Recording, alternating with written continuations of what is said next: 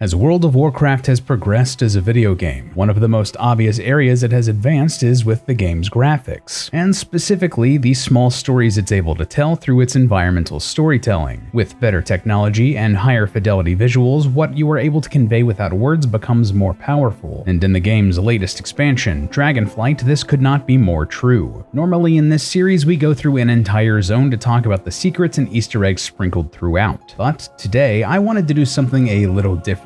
See, there's a special spot in the Dragon Isles that may or may not even exist by the time you're watching this. There's a small town in Thaldraszus that has been trapped within a time vortex, locked still in a forever evolving world. But in the next patch, it is being set free from this state. So while it is still trapped, I wanted to chronicle these small stories, hidden secrets, and environmental Easter eggs it held. So if that sort of thing interests you, let me know some of your other favorite areas like this down in the comments below, and we'll try to check them out. Either way, let's get started. If you head here, on your map, you will find the entrance to a small settlement known as Eon's Fringe. As you approach, you are warned that a time vortex has trapped this place and strongly discouraged from entering. The Bronze Dragonflight are taking this seriously. There are guards all along the edges and sorcerers of all sorts combing over ancient texts and working their magics in hopes of solving this issue. If you do not heed their warning and step foot into the area, you are greeted with a change in tone. A monotonous grayscale overtakes your vision as time fringes along the edges. The more time you spend in this area, the slower you move and the more likely it is you will become trapped yourself and die. But curiosity drives me and I need to see the secrets and share them with you, so let's take a look. Several Timekeepers are frozen on the bridge, trapped as they rushed away from something. This begs the question, what exactly happened here to scare them this much? Did they see this coming? I'm not sure what's more concerning, to be trapped blissfully unaware or to know it's about to happen. Just on the other side of the bridge, a falcon dives for a hare, but the animal is tragically just out of reach from its talons. Well, it's tragic for the falcon, maybe not so much for the hare. I'm guessing it's pretty happy for the extra time. Further into the village, a Tuskar named Kua fishes at the river's edge just inside, a fish caught in midair as his Bakar companion sleeps on the bank. This is a mighty catch, and should they ever be freed, it will make for a good meal. But for now, they are just trapped here, at least the Bakar is getting a good nap in. A Draconid named Urgari cooks in a small building full of foods, potions, and spices. The fire still burns, and steam still wafts from the cooked meats, the ribs, and fruit and fowl. A fork is stuck into one haunch of meat, and a steaming cup of tea waits precariously atop a stack of books. Urgari is also mid-bite. My heart breaks for him. So close, and yet so far away. Just up the path, a cart full of cabbages has been flipped after a wheel was caught upon a rock. The vegetables are now launching through the air, and their presumed owner, Old Joe, is yelling in terror, surely screaming, "My cabbages!"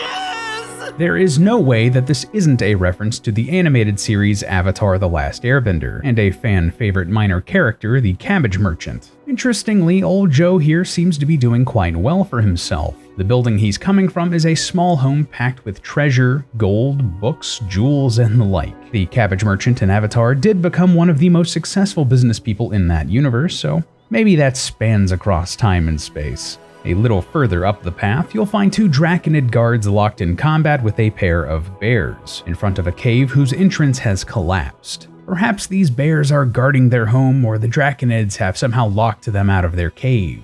Well, not quite. If you have the mining profession, you'll actually be able to open the mouth of this cave, and inside you'll find an adorable bear cub named Cubby. These bears lost their child and just want to get them back. They're probably just attacking the Draconid out of fear. Thankfully, you can rescue Cubby from the time vortex and add him to your own battle pet collection. His parents are not so lucky, sadly. There's even more secrets up at the top of the cliff. In the river up here, you'll find two Draconid children playing in the water. One looks on, perhaps in curiosity or fear, as the other has jumped into the water, attempting to reach the other side.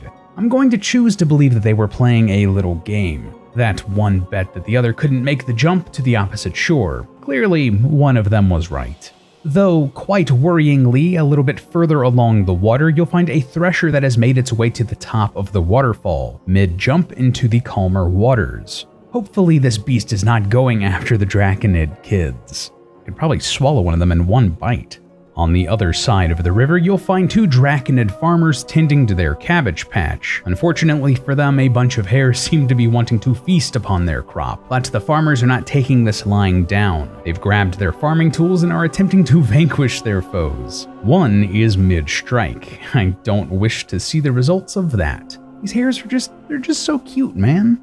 Further along the cliff, at the base of the largest tower in the area, you'll find a dragon in their visage form, Cavagos, standing in front of what appears to be his study. He is welcoming another dragon, Ayoagosa, as she moves to land in front of the study. To my knowledge, these are both new characters from this expansion. So for now, we get to make up the story for them. Are they perhaps lovers meeting in one of their homes? Two brilliant minds wanting to work on the secrets of magic? I can't wait to find out.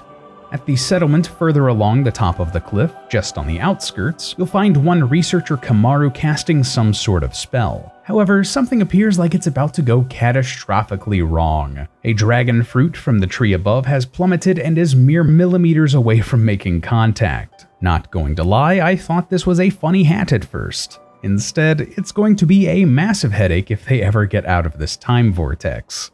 Oof, my dude. On one of the overhangs on the cliff, you can find observer Koro, hunched over a large telescope pointed at the hourglass on the temporal conflux. Their assistant, Atta, is on the walkway behind them, bringing them another telescope, perhaps one with better magnification. I wonder what they see up there. Is that a new raid? Elsewhere, up in one of the towers, you'll find a completely stocked tavern, with food, drink, lit candles, a stew being brewed, the whole shebang. But no one is inside. I wonder if this was where those Timekeepers were before they started running away, or maybe this is just something that hasn't been populated by Blizzard yet. Within one of the towers at the top of the cliff, you'll find a dragon spawn named Researcher Merrick attending to his studies. This in and of itself isn't that noteworthy, but what's interesting here is that this is not the only place you can find Researcher Merrick. Down below him on the lower part of the cliff, you can also find Researcher Merrick talking to one Guardian Radic. This is fascinating. Are they twins? Was this a mistake by Blizzard? Or perhaps some sort of time-traveling shenanigans? Are these Merricks responsible for this whole disaster? One of them is casting a spell, after all.